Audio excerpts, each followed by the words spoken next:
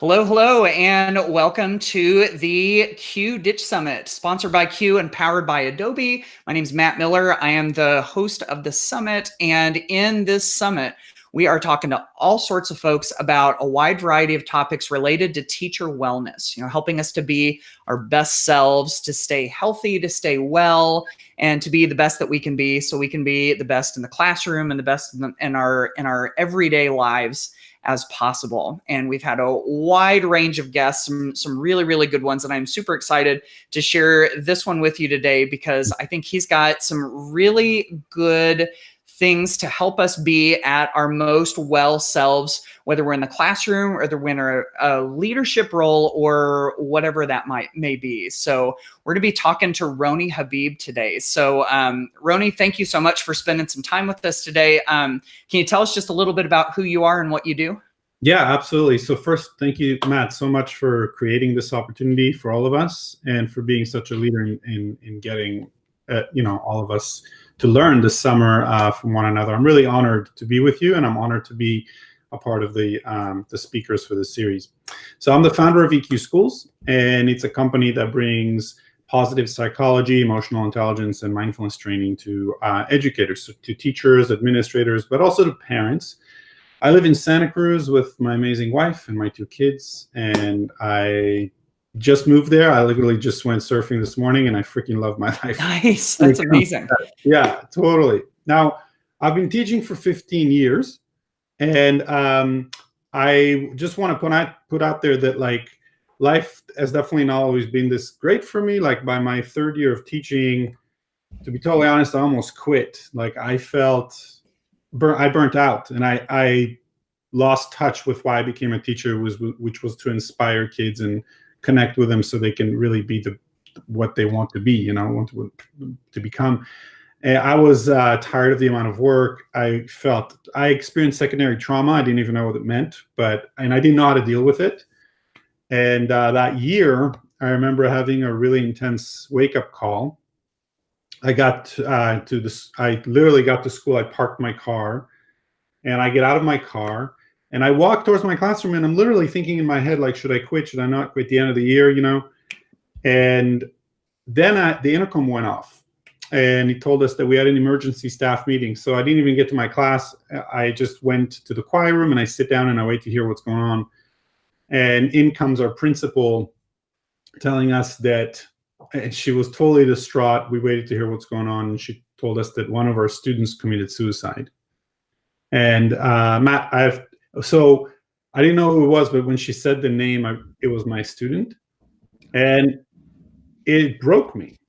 Like, I had, and so I had like these 2 minutes of just like being in shock and being totally devastated, but then I had to go teach. So you know how we get into this do mode of just like supporting kids. Yep. We just go. And so, like, for a full day, like, I taught, supported kids, with however I could. And at the end of that day, his mother asked me to speak in his funeral. She contacted me, and she said, "Hey, my son had a real connection with you." And Matt, like, I shared this story a lot, but like it's not, and it happened a while ago, but like that pain is like, it's the same level, like it's hard.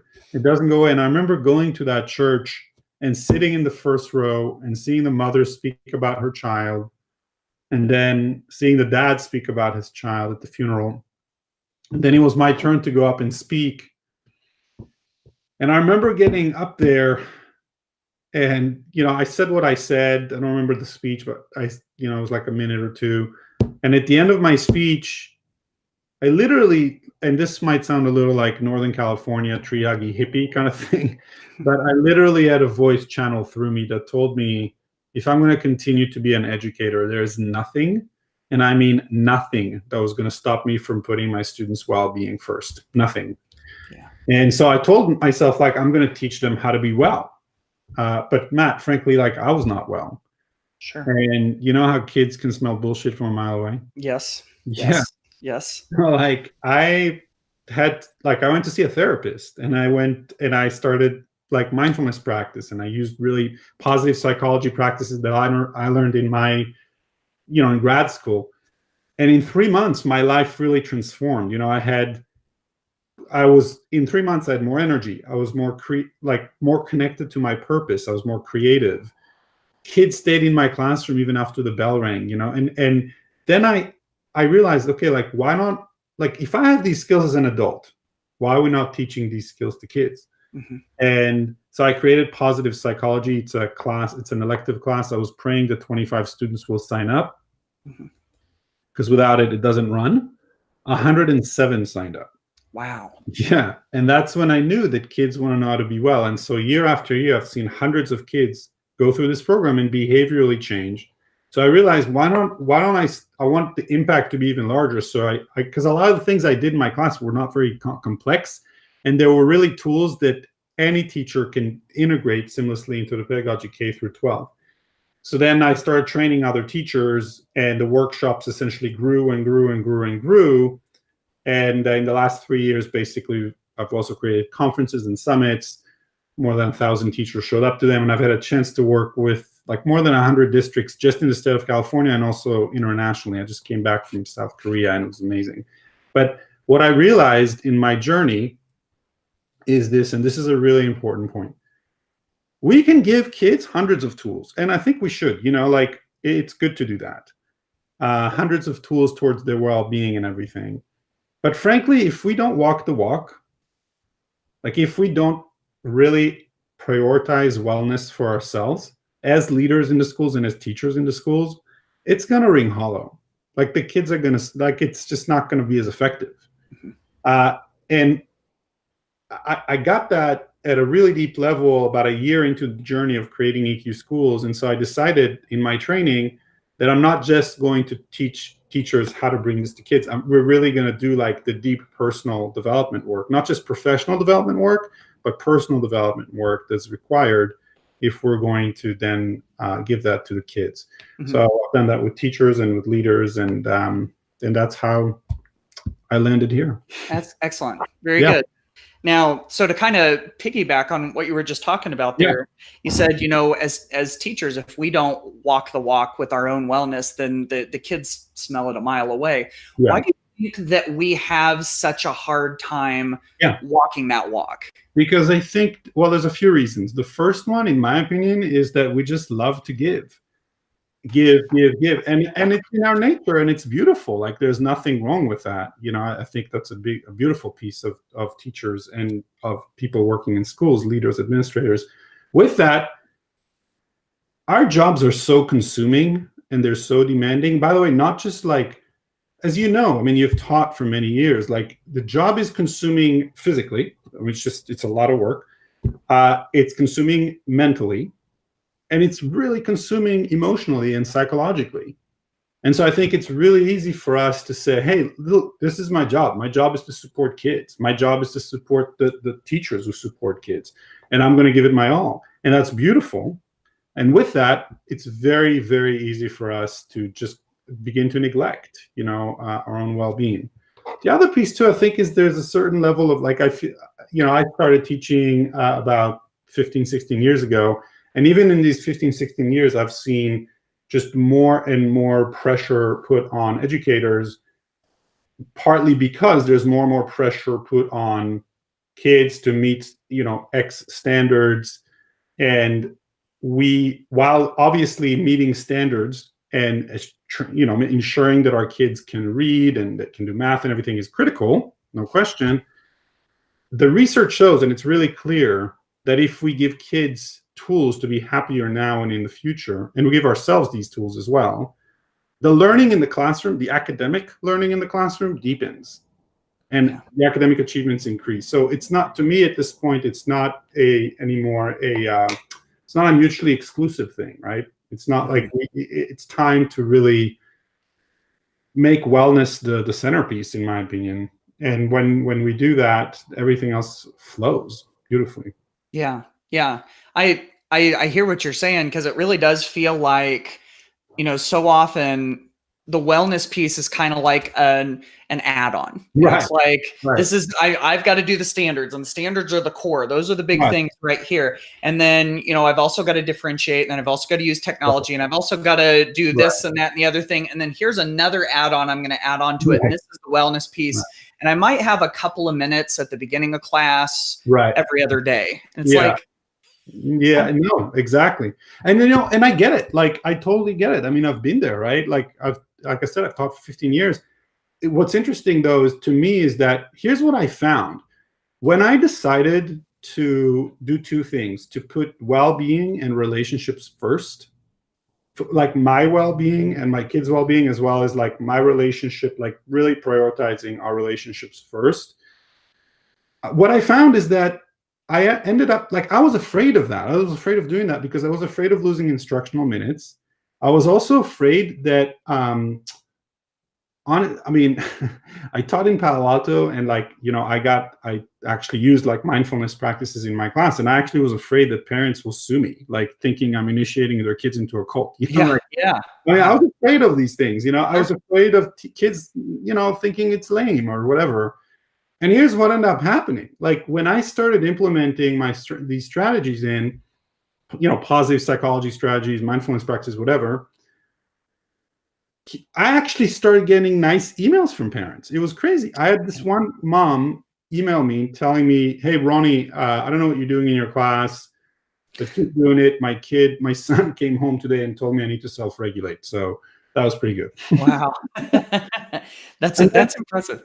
Yeah. And like, kids, the vast majority of kids really love these strategies, like, and I ended up gaining instructional minutes because the kids are fully present, they're fully here, and they're more regulated. So they're not thinking about like what happened at lunch or, their next test. They're a lot more here, and they feel like they belong, and and their nervous system is more online. And so it's easier to teach.